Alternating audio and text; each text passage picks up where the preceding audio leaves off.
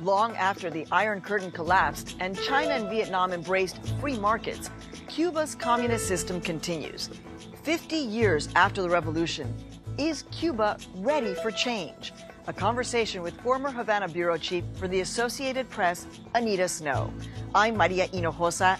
This is One on One.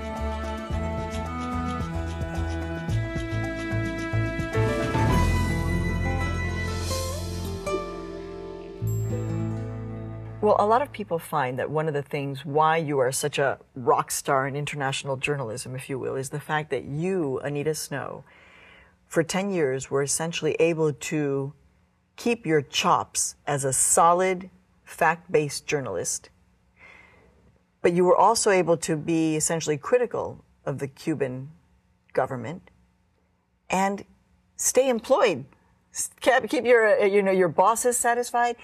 It's a lot of people just say, how were you able to please, the Cubans so they didn't kick you out and at the same time be a really strong reporter? Well, you had to walk a pretty straight line. And it's the one thing the AP does the best. I mean, it kind of sort of balanced reporting and neutral language. When the Cubans would get upset with our reportage, which happened occasionally, it was usually because of the tone or if there was an error of fact. I mean, if there was error of fact, we always correct it, obviously. But the tone seemed to really kind of be a key problem for them. Now, a lot of Americans, are like, well, what do you mean the Cubans would get upset? So you'd get a phone call and they would say things like, Miss Snow, we need you to come down to the press center because we need to talk about that last piece you wrote. Yes, they call that a convocatoria. There's a name. Yeah, you were convoked. You were convoked. To come down. And then you'd sit have a there chat about your story. And they'd have your story in front of them. They'd have your story and they'd have it, highlighted. They would have it highlighted and we'd talk about it, which was fine. I figure if I sign a story or somebody in my bureau writes the story,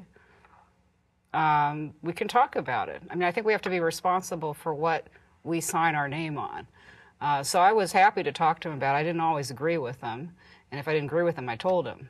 I disagree. But we talk about it, and I think they appreciated that. I mean, I think they appreciated that I wouldn't get defensive and I wouldn't get ornery, and I was willing to discuss everything. So did you have a situation where you were, as a journalist, kind of being watched? Did you think, okay, if I go out and I interview this person, there's a chance that the Cuban government or officials will come and clamp down on this person because they spoke to a reporter? Was that kind of your daily, or was that not how you operated on a daily basis? It depended on who you were talking to and what you were talking to them about. For instance, when we'd go interview Elizardo Sanchez, who is a very well-known dissident, and he's a veteran human rights activist, there's a guy who sits in a car right out in front of his house. Really? Yeah, he's like right there. Oh my God. And I remember going to see Elizardo, and I'd see the guy and I'd say, hey, how's it going?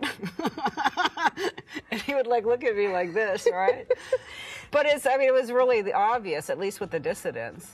Now, we assumed that we were being monitored too, but in our case, it wasn't so obvious.